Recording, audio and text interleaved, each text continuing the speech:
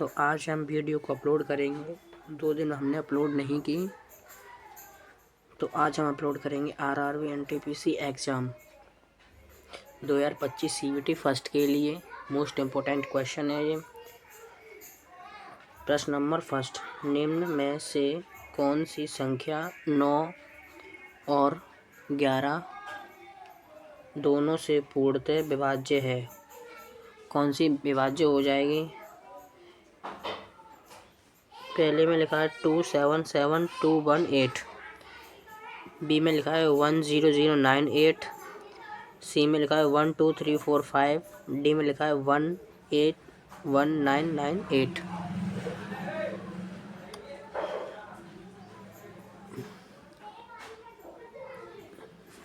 बताइए क्या हो सकती है?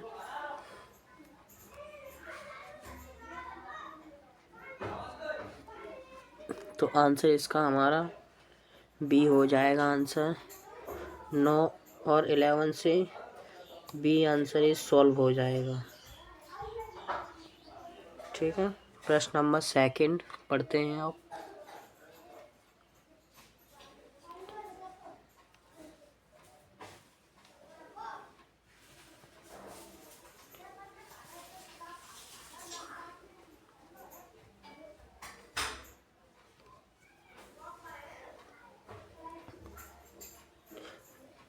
निम्न में से कौन सी संख्या 9 से विभाज्य नहीं है?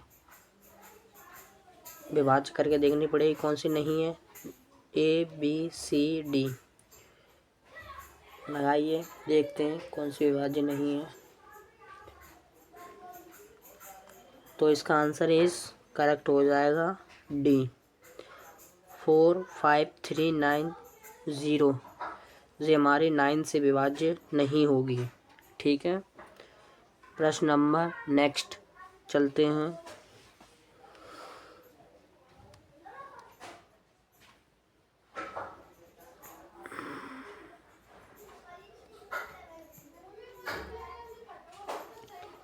निम्न में से कौन सी संख्या 8 से विभाज्य नहीं है?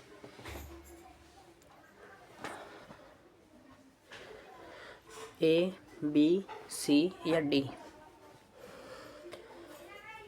बताइए कौन सी नहीं होगी विभाज्य?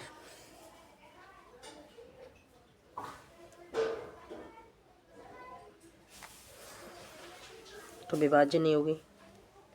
सी आंसर इज करेक्ट, 35412 इसे 8 से विभाज्य नहीं होगी।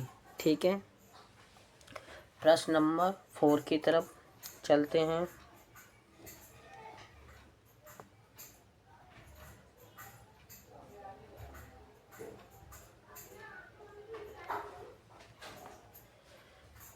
उस विकल्प का चयन करें जो तीसरे शब्द से ठीक उसी तरह संबंधित है जैसे प्रकार दूसरा शब्द पहले से संबंधित है। मतलब कहने का तात्पर्य है, पहला क्या है, त्वचा का संबंध बाल से है, इसी प्रकार भूमि का संबंध किससे होगा? त्वचा का संबंध किससे हो जाता है? बाल से। तो उसी प्रकार भूमि का संबंध हमारा घास से होगा। Answer is C. ठीक है, आंसर हमारा सी हो जाएगा करेक्ट। प्रश्न नंबर नेक्स्ट की ओर।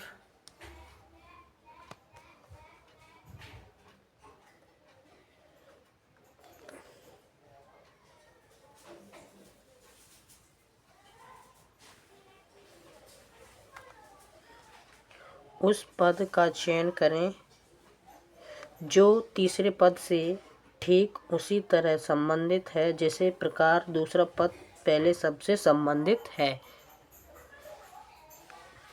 पहले में है ब्लूड, दूसरे में मक्खन, तीसरे में कट, चौथे में सार।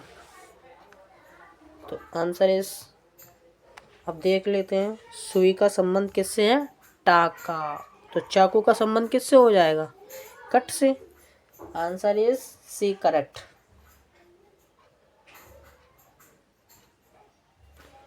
प्रश्न नंबर नेक्स्ट चलेंगे। तो नेक्स्ट प्रश्न नंबर 6, उस विकल्प का चयन करें जिसका तीसरे शब्द से वही संबंध है जैसा कि दूसरे शब्द का पहले शब्द से है। पेट्रोल का संबंध किससे होता है? हमारा गाड़ी से होता है। इसी प्रकार बिजली का संबंध किससे होता है? बल्ब से होता है। आंसर इज बी करेक्ट हो जाएगा इसका आंसर। ठीक है। प्रश्न नंबर 7, भीमबेटका के शैलाश्रय निम्नलिखित में से किसके लिए प्रसिद्ध है? बताइए किसके लिए प्रसिद्ध है। प्रश्न नंबर 7, आंसर ए हो जाएगा। मौर्य वंश के दौरान की गई चित्रकारी के चिन्हों की वजह से, या बी मुगलों की मूर्ति कला के चिन्हों की वजह से, या सी प्रारंभ द्रविड़ काल के चिन्हों की वजह से। इनमें से तो हमें तीनों में से पता चल रहा है कि एक भी आंसर सही नहीं है। तो चलते हैं फिर कौन सा सही है इसमें। डी इज आंसर सही हो जाएगा। बताओ कैसे। भारतीय उपमहाद्वीप पर मानव जीवन के प्राचीनतम चिन्हों की वजह से। आंसर इज डी करेक्ट हो जाएगा। तो प्रश्न नंबर नेक्स्ट चलते हैं।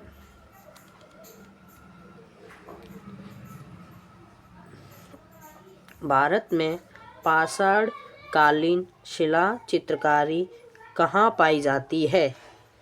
कहाँ पाई जाती है बताइए। आंसर ए, बी, सी या डी। आंसर इसका बी सही हो जाएगा। भीमबेटका में पाई जाती है पाषाणकालीन शिला चित्रकारी भीमबेटका में पाई जाती है। प्रश्न नंबर 9, सिंधु घाटी सभ्यता का निम्न में से कौन सा स्थल पंजाब कहाँ पर स्थित है? भारत में स्थित है। तो स्थान बताइए कहाँ पर है। ये आंसर मोस्ट इम्पोर्टेंट है। ठीक है, इसे ध्यान रखना। कोटद्वीजी, बनावली, बालू या रोपड़, कौन सा उत्तर है? ए या बी या सी या डी। आंसर इसका डी करेक्ट हो जाएगा, रोपड़। प्रश्न नंबर 10 की ओर चलते हैं। ये मोस्ट इम्पोर्टेंट क्वेश्चन है। ठीक है, आपके एनटीपीसी एग्जाम के लिए। ऑल बरूनी ने अपनी पुस्तक किताब उल हिंद मीन मकाला किस भाषा में लिखी थी? ए में लिखी थी, बी में लिखी थी, सी या डी। इसका मतलब ए हो गया संस्कृत, बी हो गई अरबी, सी हो गई फारसी, डी हो गई सीरियाई। तो इसका आंसर इज करेक्ट हो जाएगा वी, अरबी में लिखी थी उन्होंने। ठीक है। प्रश्न नंबर 11, किताब उल हिंद एक किताब जो भारत के इतिहास का उल्लेखन करती है द्वारा लिखी गई थी। कौन सी लिखी गई थी? ए, बी, सी या डी। आंसर इज सी हो जाएगा इसका आंसर। अल बरूनी हमारी लिखी गई थी। प्रश्न नंबर सी, प्रश्न नंबर 11 का सी इज करेक्ट। अब next question,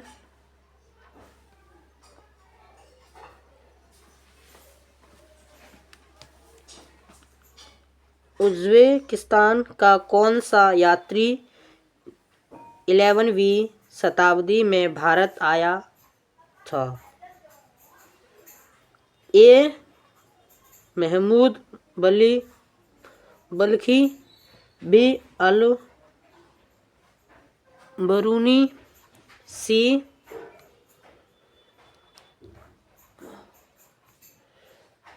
सैयदी Ali Reis, D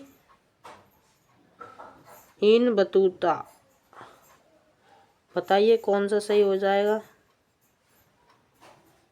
तो answer is correct, Al Biruni 11वीं शताब्दी में भारत आई थी। ठीक है।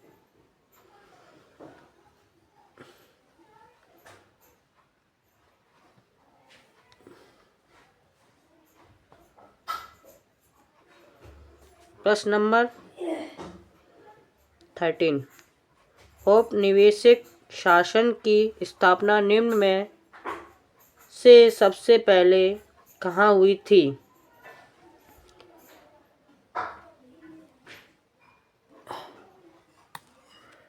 दिल्ली में हुई थी, बॉम्बे में हुई थी, सूरत में हुई थी या बंगाल में।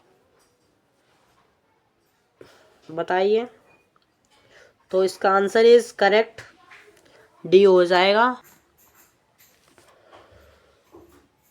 बंगाल का पहला अंग्रेजी कारखाना 1651 में नदी के तट पर स्थापित किया गया था। कहाँ किया गया था।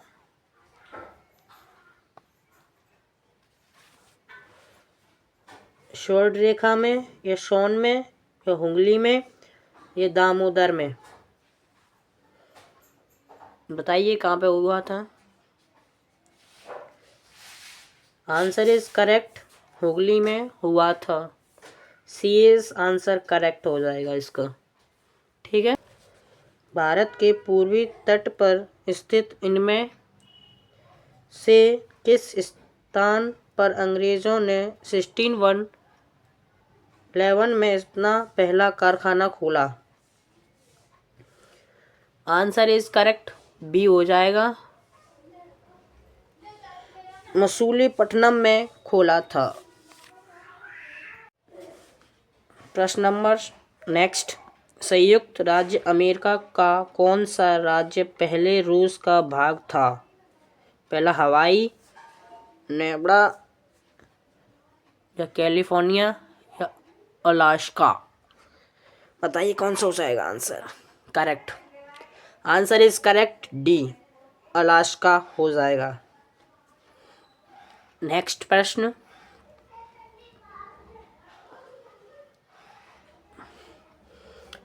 निम्नलिखित में से किसका संबंध भारतीय स्वतंत्रता संग्राम से नहीं है। ए आंसर, बी आंसर, सी या डी। कौन सा करेक्ट हो जाएगा इसका आंसर। तो answer is correct, new deal, B correct answer हो जाएगा इसका। नेक्स्ट प्रश्न। ईरान का प्राचीन नाम क्या था। मोस्ट इम्पोर्टेंट प्रश्न है, एनटीपीसी में बन सकता है ये हमारा, CVT 1 या CVT 2 में। फारस, मेसोपोटामिया या गाउल में या सिलोन में। तो आंसर इज करेक्ट, ए फारस। ईरान का प्राचीन नाम फारस था। ठीक।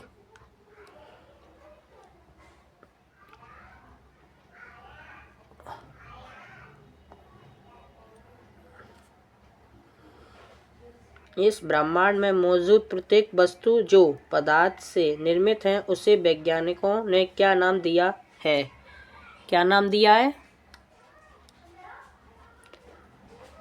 ए क्रिस्टल, बी ठोस, सी द्रव या डी द्रव्य। बताइए कौन सा इस करेक्ट आंसर। तो करेक्ट आंसर इसका डी हो जाएगा, द्रव्य। वैज्ञानिकों ने नाम द्रव्य दिया है, मैटर। ये हमारा लास्ट क्वेश्चन है 20।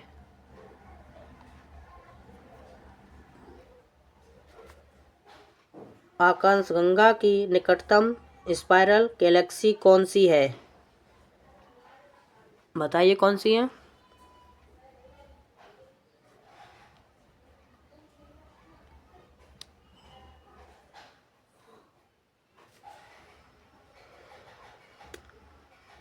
डवार्फ गैलेक्सी, सनफ्लावर गैलेक्सी या एंड्रोमेडा गैलेक्सी या pinwheel galaxy. Answer is C correct हो जाएगा। Andromeda galaxy is correct. Thank you. अगर वीडियो अच्छी लगी हो तो लाइक एंड सब्सक्राइब। धन्यवाद।